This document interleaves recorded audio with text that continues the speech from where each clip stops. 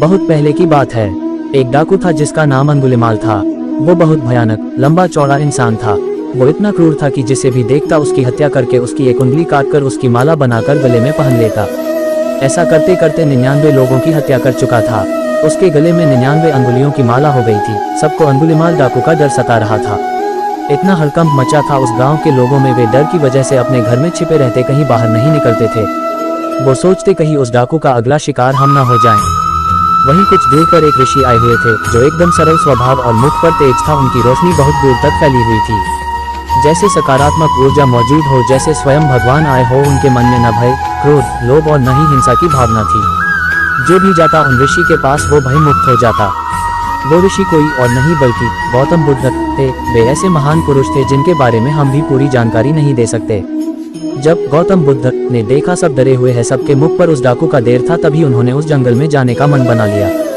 बिना किसी को बताए वे अंगुलिमाल डाकू के इलाके में चले गए। गौतम बुद्ध जब वहां जंगल में पहुंचे, उस डाकू को बिना देखे और निडर के साथ आगे बढ़े जा रहे थे। जब डाकू ने देखा, बड़ा अचंभित हुआ। उसे लगा यहाँ कोई आने की हिम्मत नहीं करता, और अगर गलती से आ भी जाए तो डर की वजह से आगे नहीं बढ़ता, पर ये तो कुछ अलग है। उस डाकू ने गौतम बुद्ध को रोका, किधर जा रहा है, रुक। लेकिन गौतम बुद्ध बिना कुछ जवाब दिए आगे बढ़ गए। अब उस डाकू को और क्रोध आया। उसने तेज से चिल्लाते हुए फिर रोका।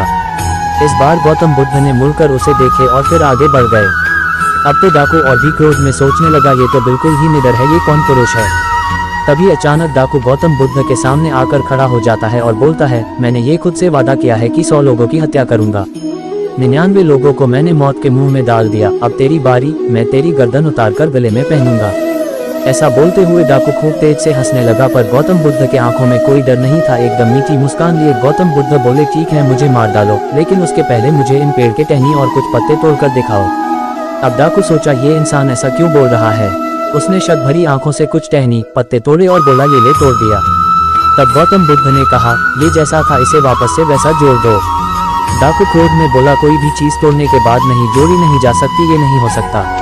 तब गौतम बुद्ध ने कहा, तेरी इतनी ही औकात है, जब तू कुछ जोड़ नहीं सकता तो तोड़ने का हक किसने दिया। तुझे इतने लोगों को मारने का हक किसने दिया, जब तू उन्हें वापस वैसा नहीं कर सकता। कहाँ से तू खुद को इतना ताकतवर समझता है। तू होता कौन है किसी को मारने वाला। तूने उन्हें जिंदगी नहीं दी तो मारने वाला कौन होता है।